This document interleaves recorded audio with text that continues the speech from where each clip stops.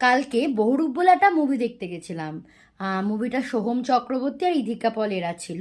তো মুভিটার ট্রেলার দেখে মানে মারাত্মক লেগেছিল। তো মনে হয়েছিল যে ওই যে রাজ শাসন বলে যে সিনেমাটা ছিল থ্রিলার, পুরো মনে হচ্ছিল ওরকম একটা ভাইবস হবে।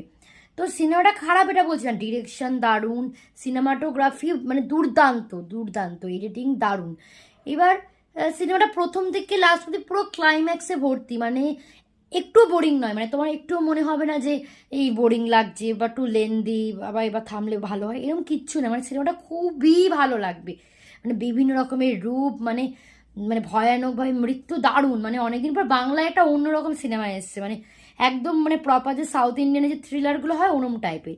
কিন্তু আমার কথা হচ্ছে যে সিনেমাটা তো পুরো দেখলাম বুঝলাম, মানে মানে ভালো হচ্ছে ভালো হচ্ছে, কিন্তু সিনেমার লাস্টটা কি বোঝাতে চেয়েছে, মানে এক্স্যাক্ট মিনিং কি, গল্পটার মিনিং কি, কি মেসেজ, আমি সেটা কিচ্ছু বুঝতে পারলাম না।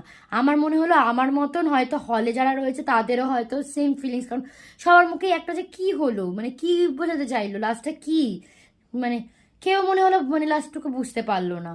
তো আমার মানে কথা হচ্ছে যে তোমরা যারা আমার ভিডিও দেখছো, যদি কেউ বহুরূপ সিনেমাটা দেখে থাকো, যেটা বেরিয়েছে শুক্রবার, এই শুক্রবার, তো প্লিজ আমাকে একটু মানে বুঝিয়ে দিও। আমি জানতে চাই যে সিনেমাটার লাস্টটা মানে কি, মানে সিনেমাটার পুরো মানেটাই কি।